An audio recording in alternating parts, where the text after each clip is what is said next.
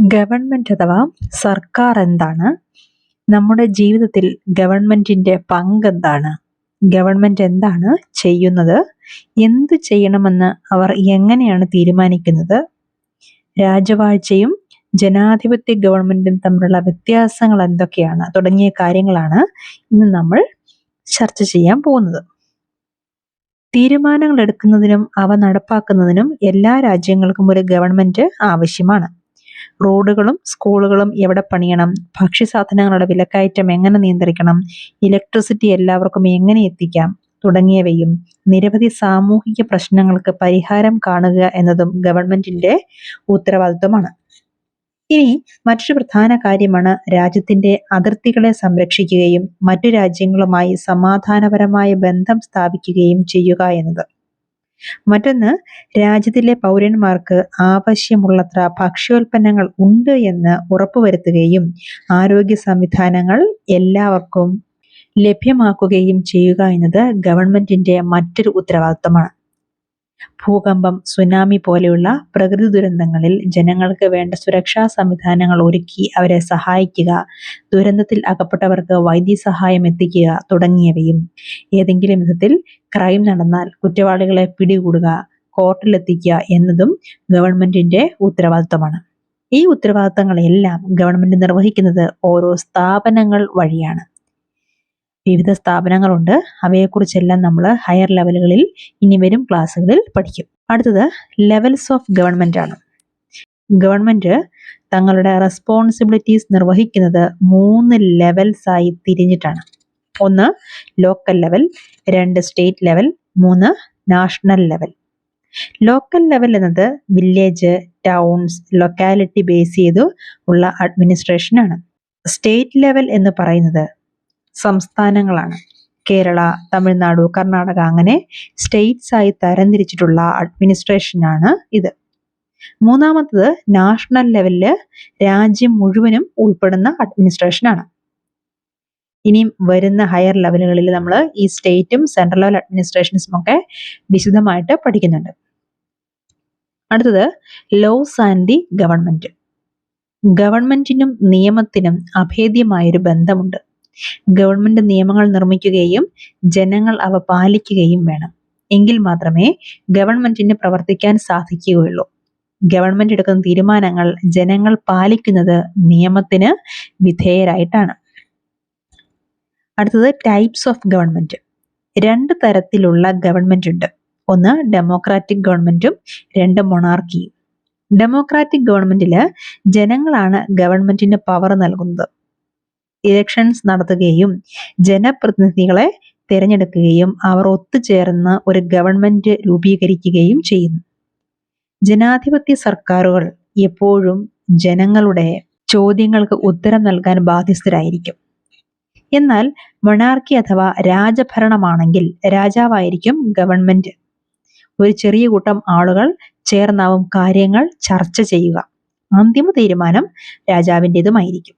രാജഭരണത്തിന്റെ ഏറ്റവും വലിയ പ്രത്യേകത എന്നാൽ രാജാവ് ഒരിക്കലും ജനങ്ങളോട് ആൻസറബിൾ ആയിരിക്കില്ല എന്നുള്ളതാണ്. അടുത്തത് ഡെമോക്രാറ്റിക് ഗവൺമെന്റ്സ്. ജനങ്ങൾ തിരഞ്ഞെടുക്കുന്ന അവരുടെ പ്രതിനിധികൾ ആണ് ഗവൺമെന്റ് രൂപീകരിക്കുന്നത്. ഈ ഗവൺമെന്റ് ആണ് നിയമങ്ങൾ നിർമ്മിക്കുന്നത്. ഇത് മറ്റൊരു തരത്തിൽ അല്ലെങ്കിൽ മറ്റൊരു അർത്ഥത്തിൽ ജനങ്ങൾ തന്നെ നിയമനിർമ്മാണത്തിൽ പങ്കെടുക്കുന്നുവെന്ന് പറയാം. ജനാധിപത്യത്തിൽ ജനപ്രതിനിധിയെ തിരഞ്ഞെടുക്കുകയാണ് ചെയ്യുന്നത്. ജനാധിപത്യം അഥവാ ഡെമോക്രാറ്റിക് എന്നൊരു വേർഡ് ഇപ്പോൾ ഉപയോഗിക്കാറില്ല. പകരം യൂണിവേഴ്സൽ അഡൽട്ട് ഫ്രാഞ്ചൈസി എന്നാണ് പറയാറ്. അതായത് ഒരു രാജ്യത്തെ പ്രായപൂർത്തിയായവർക്ക് വോട്ട് ചെയ്യാൻ പറ്റുന്നു എന്ന് അർത്ഥം. മുൻപ് ഇങ്ങനെ ആയിരുന്നില്ല. സ്ത്രീകൾക്കും ദരിദ്രർക്കും വോട്ട് ചെയ്യാൻ അവകാശമുണ്ടായിരുന്നില്ല. അതായത് വിദ്യാഭ്യാസമുള്ളവർക്കും സ്വന്തമായി ഭൂമിയുള്ളവർക്കും മാത്രമേ വോട്ടിന് അവകാശമുണ്ടായിരുന്നുള്ളൂ. അത്തരം ഒരു സാഹചര്യത്തിലാണ് പുരുഷന്മാർക്കും സമ്പന്നർക്കും മാത്രം വോട്ടവകാശം എന്നതിൽ എത്തിയത്. സ്വാതന്ത്ര്യത്തിന് മുൻപ് ഇന്ത്യയിൽ വളരെ ചെറിയൊരു വിഭാഗത്തിന് മാത്രമേ വോട്ട് ചെയ്യാൻ അവകാശമുണ്ടായിരുന്നുള്ളൂ. ഇതിൽ നിന്നും എല്ലാവർക്കും, അതായത് 18 വയസ്സിന് മുകളിൽ പ്രായപൂർത്തിയായവർക്ക് വോട്ട് ചെയ്യാനുള്ള അവകാശമാണ് യൂണിവേഴ്സൽ അഡൽട്ട് ഫ്രാഞ്ചൈസി. അടുത്തത് key elements of a democratic government. ഒരു ഡെമോക്രാറ്റിക് ഗവൺമെന്റിന്റെ പ്രവർത്തനത്തെ സ്വാധീനിക്കുന്ന കീ എലമെന്റ്സിനെ കുറിച്ചാണ് ഇവിടെ പറയുന്നത്. ഒന്നാമത് പീപ്പിൾസ് പാർട്ടിസിപ്പേഷൻ, ജനങ്ങളുടെ പങ്കാളിത്തം. 2, ദ റെസൊല്യൂഷൻ ഓഫ് കോൺഫ്ലിക്റ്റ്, പ്രശ്നങ്ങൾക്കൊരു പരിഹാരം കണ്ടെത്തുക എന്നുള്ളത്. 3, ഇക്വാലിറ്റി ആൻഡ് ജസ്റ്റിസ്, സമത്വവും നീതിയും. അതില് ഒന്നാമത്തെ കീ എലമെന്റ്സ് ആയിട്ടുള്ള പീപ്പിൾസ് പാർട്ടിസിപ്പേഷൻ, ജനങ്ങളുടെ പങ്കാളിത്തം എന്താണെന്ന് നോക്കാം. ഒരു ജനാധിപത്യ ഗവൺമെന്റിൽ ജനങ്ങളുടെ പങ്കാളിത്തം നമ്മൾ കണ്ടു. അതായത് ജനങ്ങൾ തങ്ങളുടെ ജനപ്രതിനിധികളെ തെരഞ്ഞെടുത്ത് ഗവൺമെന്റ് രൂപീകരിക്കാൻ അയക്കുന്നു. ഈ ജനപ്രതിനിധികൾ ജനങ്ങൾക്ക് വേണ്ടി തീരുമാനങ്ങൾ എടുക്കുകയും നടപ്പാക്കുകയും ചെയ്യുന്നു. എല്ലാ ഗവൺമെന്റുകളെയും ഒരു നിശ്ചിത കാലയളവിലേക്കാണ് തിരഞ്ഞെടുക്കുന്നത്. ഇന്ത്യയിൽ അത് 5 വർഷമാണ്. ഒരിക്കൽ തിരഞ്ഞെടുത്താൽ ഈ 5 വർഷത്തേക്ക് മാത്രമാണ് ആ ഗവൺമെന്റിന് അധികാരമുണ്ടായിരിക്കുക. 5 വർഷത്തിന് ശേഷവും അധികാരത്തിൽ തുടരണമെങ്കിൽ അവർ വീണ്ടും ജനങ്ങളാൽ തിരഞ്ഞെടുക്കപ്പെടേണ്ടതാണ്. ഈ അവസരത്തിലാണ് ജനങ്ങൾ അവരുടെ അധികാരമായ വോട്ടിന്റെ മൂല്യം മനസ്സിലാക്കുന്നത്. ഇത്തരത്തിലുള്ള തുടർച്ചയായ ഇലക്ഷനുകൾ വഴിയാണ് ഗവൺമെന്റിന്റെ അധികാരത്തിന് നിയന്ത്രണം വയ്ക്കുന്നത്. മറ്റു രീതികളിലും ജനങ്ങൾ അവരുടെ പങ്കാളിത്തം ഉറപ്പുവരുത്താറുണ്ട്. ഇലക്ഷനുകൾ 5 വർഷത്തിലൊരിക്കൽ മാത്രമാണ് വരുന്നത്. ഇതിനിടയിൽ ഗവൺമെന്റിന്റെ പ്രവർത്തനങ്ങളെ ചോദ്യം ചെയ്യാനും വിമർശിക്കാനും ജനങ്ങൾക്ക് അധികാരമുണ്ട്. പല വിധത്തിൽ ജനങ്ങൾ അവരുടെ പ്രതിഷേധങ്ങളെയും എതിർപ്പുകളെയും ഗവൺമെന്റിനെ അറിയിക്കാറുണ്ട്. ധർണകൾ, റാലികൾ, ഹർത്താലുകൾ, പണിമുടക്കുകൾ തുടങ്ങിയവ അവയിൽ ചിലതാണ്. ഇവ കൂടാതെ പത്രമാധ്യമങ്ങൾ, TV മാധ്യമങ്ങൾ, മാഗസിനുകൾ ഒക്കെ തന്നെയും ഗവൺമെന്റിന്റെ നയത്തിനെതിരെ പ്രതികരിക്കുകയും പ്രതിഷേധിക്കുകയും ചെയ്യാറുണ്ട്. ഒരു രാജ്യത്തിന്റെ പ്രവർത്തനത്തിൽ ജനങ്ങൾ എത്രത്തോളം ജാഗരൂകരായിരിക്കുന്നോ അത്രത്തോളം ശക്തമായ ഒരു ജനാധിപത്യ സ്വഭാവം ആ രാജ്യം പ്രകടിപ്പിക്കുക തന്നെ ചെയ്യും.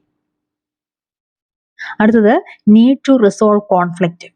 സാംസ്കാരികവും മതപരവും പ്രാദേശികവും സാമ്പത്തികവുമായി വ്യത്യസ്ത വിഭാഗത്തിൽ പെടുന്നവർ തമ്മിൽ പ്രശ്നങ്ങൾ ഉണ്ടാകാറുണ്ട്. മനുഷ്യർക്കിടയിലെ വേർതിരിവും തരം താഴ്ത്തലുമൊക്കെയാണ് ഇത്തരം പ്രശ്നങ്ങൾക്ക് കാരണമായി തീരുന്നത്. വേർതിരിവുകളെ ഇല്ലാതാക്കാൻ ജനങ്ങൾ അക്രമങ്ങളിലേക്ക് ഇറങ്ങി പുറപ്പെടാറുണ്ട്. ഇത് ആ പ്രദേശങ്ങളിൽ ജീവിക്കുന്ന മനുഷ്യർക്കിടയിൽ ഭയവും സംഘർഷവും ഉണ്ടാക്കുന്നതിന് ഇടയാകുന്നു. ഈ സാഹചര്യത്തിൽ പ്രശ്നത്തിൽ ഇടപെട്ട് ഇതിനൊരു ഉപായം കണ്ടെത്തുക എന്നത് ഗവൺമെന്റിന്റെ ചുമതലയാണ്. മതപരമായ ചടങ്ങുകളും ആഘോഷങ്ങളുമെല്ലാം ചില അവസരങ്ങളിൽ സംഘർഷങ്ങൾക്ക് കാരണമായി തീരാറുണ്ട്.